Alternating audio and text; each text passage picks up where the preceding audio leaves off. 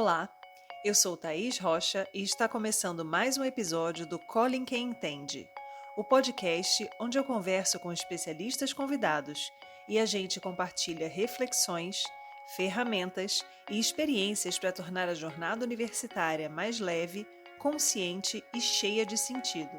Porque entender é o primeiro passo para transformar. Preparado para enxergar o lado invisível da vida acadêmica?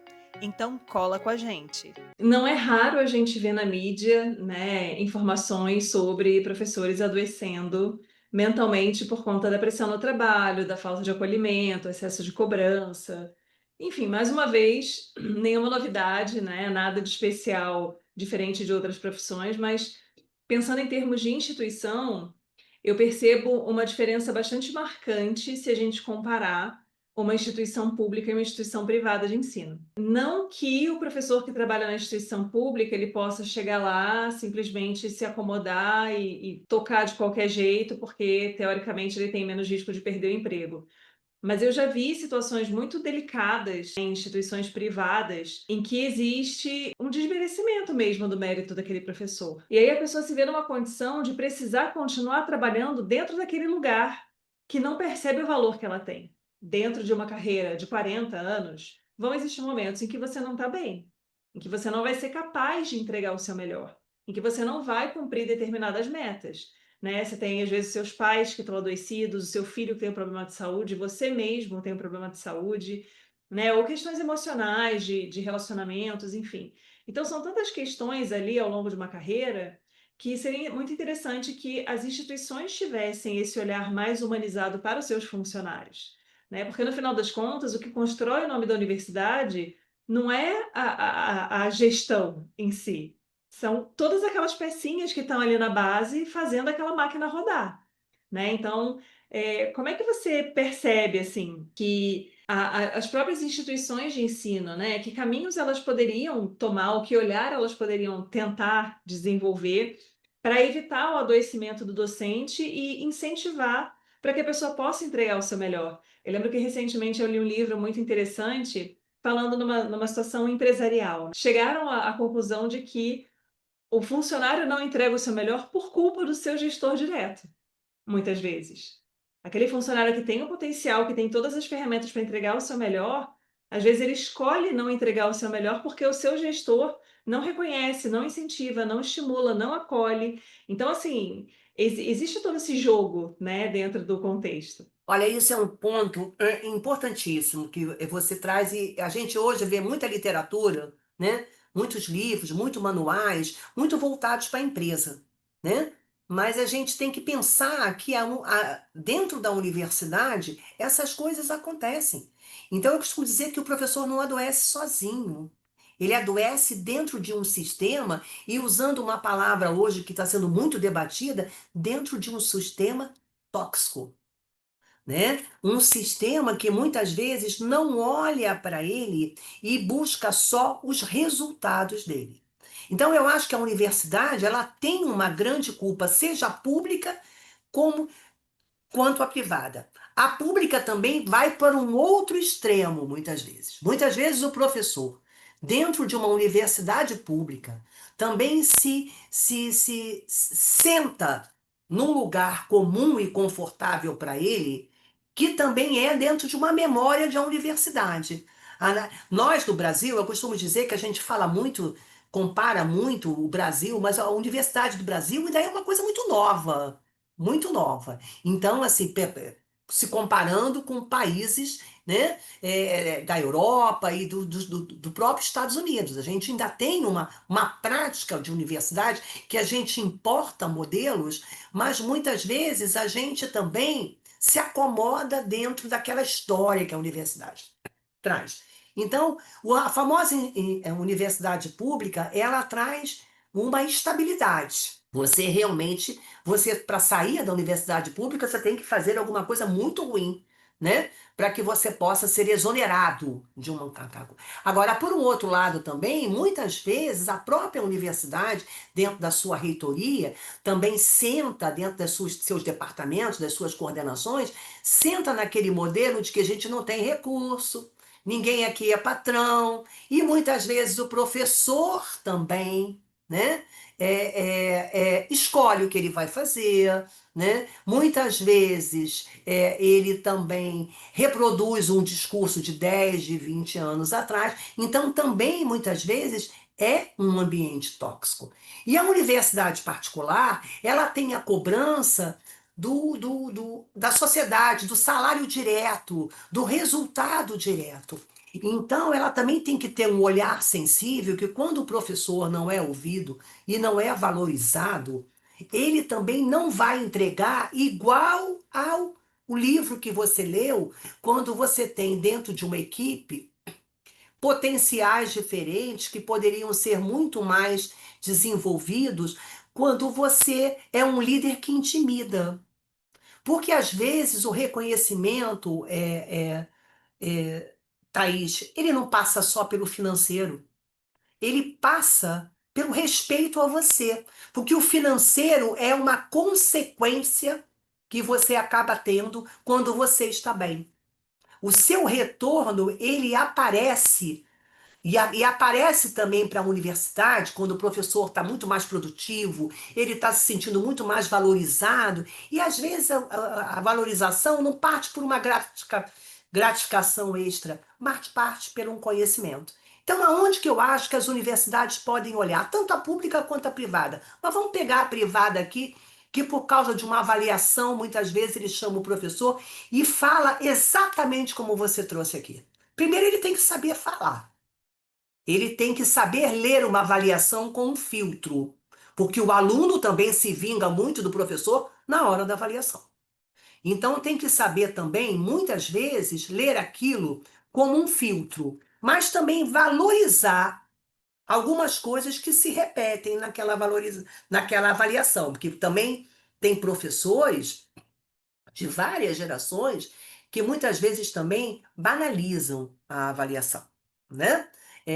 Não, aquilo ali é só coisa de aluno que também porque normalmente quem faz a avaliação é o aluno que gosta muito do professor, que está muito bem, ou aquele aluno que se dá mal. A gente tem que tentar trazer na avaliação aquela faixa média ali. Então, a universidade tem que saber ler uma avaliação com um filtro.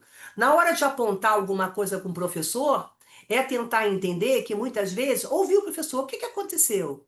Né? Me conta aqui, o que está acontecendo? Por que que, de repente, um grupo X, né, colocou que a sua prática está assim, assim, assado? Vamos ouvir o professor. Vamos entender também que tem coisas que, dentro do que eu já respondi hoje aqui com você, que o tripé pesquisa, né? Sala de aula, ensino, pesquisa e extensão, ele existe. Mas a universidade tem como também ditar as suas regras em relação à carga horária. Será que esse professor não está dando aula demais? Será que esse professor não está sendo colocado em algumas coisas, algumas aulas, inclusive, às vezes até fora da especialidade dele, você sabe disso? Tem professores que às vezes são, né, colocados, aqueles famosos professores coringas. Será que você também não está exigindo demais do professor? Será que você também não pode olhar e revisar aquela carga horária do professor, conversando com ele? Será que dentro do seu projeto de gestão você também não pode criar um espaço de escuta para aquele professor, aonde você possa, inclusive o próprio núcleo que eu trabalhei durante muitos anos, que ele era um núcleo de apoio didático pedagógico ao professor. E muitas vezes a gente recebia avaliações assim absurdas com professores que eram referências internacionais, e os alunos estavam criticando, e a gente tinha que saber como abordar aquilo, e às vezes a gente escutava uma fragilidade daquele professor. Eu me lembro muito de um determinado professor que foi assim uma grande referência para mim, que ele falava assim para mim: Helena, eu sou aplaudido de pé nos maiores auditórios do mundo inteiro. Sou honoris causa aí no mundo inteiro. Tem salas de aula em universidades estrangeiras que têm o meu nome, e esses pirralhos estão dizendo que eu não sei dar aula. E eu dizia para ele: leia isso com filtro. Olhe também aquele determinado aluno, né, dentro do que ele está criticando você. né? Então vamos também olhar o que que você pode melhorar em relação a isso. Então eu acho que a universidade tem que criar espaços de escuta para o professor, aonde o professor possa se abrir sem ter medo de perder emprego. Às vezes ele está dando aula demais. Ele está assumindo mais coisas que ele pode. E isso na universidade também é fácil de fazer, mas é mais fácil demitir. É mais fácil você se impor pelo medo, porque nós fomos criados por uma cultura do medo. Então tem que quebrar a a cultura do medo, escutar mais o professor, respeitar mais o professor, criar espaços de escuta para o professor, espaço de trocas, de vivências. Volto a dizer o que eu falei lá no início. Não tem os núcleos docentes para tudo, para discutir política de extensão, para poder apresentar os projetos para ganhar as bolsas, não tem para reformular currículo? Tem também para trocar as dores dos professores, o seu reconhecimento ao professor, valorizar e valorizar que muitas vezes aquilo que ele faz é o melhor dele. E se não está bom, vamos tentar ensinar. Ensinar que eu digo não é mandando fazer curso, não, né? Aqueles cursos enormes, não. É trocando, é ouvindo, é exigir, é mostrar que você também está preocupado com o crescimento profissional dele, né? Que você também respeita a história dele. Então, eu acho que a universidade, quando a universidade cuida do professor, ela está cuidando dela própria. E ela vai conseguir o 7 na CAPES. Ela vai conseguir lá as 5 estrelas para o guia do estudante, que ainda existe, apesar de ser digital hoje, né? Ela vai conseguir os rankings, as publicações, no momento também que ela desenvolve esse espaço e essa revisão. Dizer que não, eu só estou cumprindo a legislação do MEC, não é verdade. Você pode pegar a legislação do MEC e interpretar da melhor maneira que possa se adequar àquele docente, que muitas vezes ele é melhor numa coisa do que ele é na outra. E você tentar explorar dele o que ele tem de melhor. Não é como colocar, e eu sei que coloca, você só não perdeu o seu emprego porque eu preciso de você para trabalhar muitas vezes na captação de aluno. Tem universidade que pega professor para trabalhar em captação de aluno. E eu acho muito legal o professor falar para captar aluno, às vezes em palestras, em algumas coisas, quando o aluno vai fazer uma universidade extramuros, que as escolas vêm visitar as universidades, acho bacana você dar a oportunidade do aluno participar de um dia dentro daquele curso. Agora, isso não pode ser exigido de um professor que ele seja um marqueteiro, ou isso ser uma coisa mais inferiorizada para ele não perder o emprego. Então, eu acho que a universidade tem que desenvolver espaços de escuta, espaços de apoio ao professor, rever as suas cargas horárias e, acima de tudo, valorizar o ensino, porque o ensino é uma coisa importante. E ler a avaliação com filtro. Nem e com um filtro mediano. Nem banalizar a avaliação, que a gente também tende a ir para o outro lado, isso aí não serve para nada, como também não levar aquela avaliação a ferro e fogo. E muitas vezes diminuir, demitir, né? Desvalorizar aquele professor e principalmente quando ele está num momento muito difícil. Aí vai a professora mulher, né? Que a gente sabe que no momento de gestação a gente volta para uma universidade particular sempre com aquele medo, né, muito grande de ir agora e o filho fica doente, e aí você vai esquecer que tem filho, né? Então a universidade, ela tem que cumprir, hoje elas cumprem por força de lei, mas não só por força de lei, né? Ela tem que cumprir alguns requisitos que pode, além da lei, e eu costumo dizer que bom que a gente hoje tem leis que forçam as empresas e as universidades a olhar de uma outra maneira, mas é cumprir com a lei, mas acolher, ter um olhar mais sensível, conhecer os seus professores. Para isso tem departamentos. Para isso a universidade você não quer ter muito aluno? Então, para ter muito aluno, tem que ter muito professor. Para ter muito professor, tem que ter alguém para ajudar essa roda a rodar. E por aí vai embora. Então, eu acho que uma coisa sensível. A universidade tem uma responsabilidade, o professor tem que também saber se valorizar em relação a isso, não ter medo, acreditar também nele, né? Tentar dar o seu melhor e tentar se respeitar também. Esse eu acho que é o grande recado que a gente tem que deixar aí para interpretar essas questões. São questões sensíveis, assim, né? Como você comentou, e eu acho que tem um pouco disso, né? Eu acho que é muito importante as pessoas sentirem que o seu trabalho é valorizado, é visto, né? Que os momentos de fragilidade vão ser acolhidos, né? Que existe um espaço para você ser humano dentro do seu trabalho.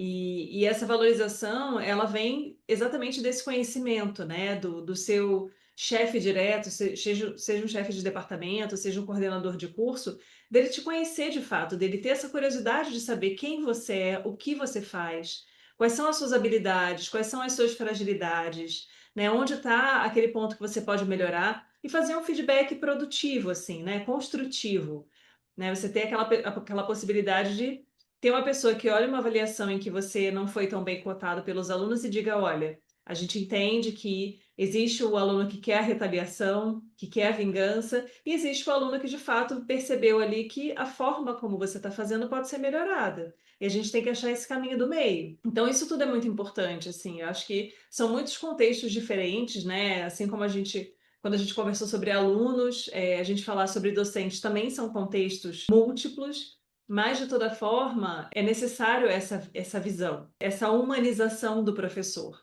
essa compreensão de que são pessoas que estão exercendo um papel importantíssimo, que é o de formar os próximos profissionais daquela área, mas que eles também têm momentos em que eles precisam de uma mão estendida. E uma coisa que vai aqui, só para fechar, né, a nossa fala, é uma coisa também para a universidade particular, né, e que a gente vê muito, e cabe também nós, professores, a quebrarmos esse, esse modelo que vem criando, né? Eu costumo dizer, durante toda a minha vida, nada mais me incomoda quando a gente diz que aluno é cliente. Aluno não é cliente. Aluno é pessoa, aluno é aluno. A gente aqui não está vendendo um produto, a gente está formando opinião. Então, para que a gente também possa acreditar e ser respeitado nisso, a gente tem que combater essa fala. É difícil, né? Às vezes a gente se cala. Quantas e quantas reuniões de professores a gente não saiu na vida querendo dar na cara daquele que estava lá comandando a reunião. Mas a gente também, muitas vezes, para transformar, a gente tem que se posicionar. Se posicionar sem agressividade, sem uma coisa que a gente aí não cabe nessa conversa, mas é uma coisa que a gente está vendo tanto hoje no mundo, sem polarizar, né? Não é o bom e o mal, né? Não é o lado de cá e o lado de lá. É o meio termo, né? Então, sem polarizar, a gente também precisa se posicionar. Porque na hora que a gente se posiciona e se posiciona com fundamento e com seriedade, a gente ganha respeito. Então, eu acho que esse é um ponto forte para a gente combater dentro das universidades, principalmente a universidade particular e aquelas universidades que eu costumo dizer assim, universidade de massa. Quando eu falo universidade de massa, eu não estou falando que o ensino é ruim, mas é uma universidade que só está preocupada com o número de alunos que está entrando nele. E a gente não tem que, inclusive, se preocupar tanto com o número de alunos que está entrando, né? E a gente sabe até que é uma outra coisa que é quebrar, mas aí já é para uma outra conversa, que é muito cobrado do professor, principalmente os que pegam os primeiros períodos, e quem está na coordenação também, é a questão da evasão. E a gente sabe que a evasão, ela existe, e ela é grande mesmo. O que entra às vezes 100 e formam 30, 40, e essa evasão, ela é natural. Mas você tem que formar aqueles 40 muito bem, para que eles possam fazer a diferença. Não vender um diploma, não ganhar um diploma. Então, eu acho que isso também parte para a gente, da gente se posicionar para que a universidade também possa nos respeitar. Esse foi o Colin Quem Entende. Se esse conteúdo fez sentido para você, compartilhe com seus colegas e ajude a espalhar essa rede de apoio acadêmico. Acompanhe os próximos episódios e lembre-se, você não está sozinho nessa jornada. Até a próxima!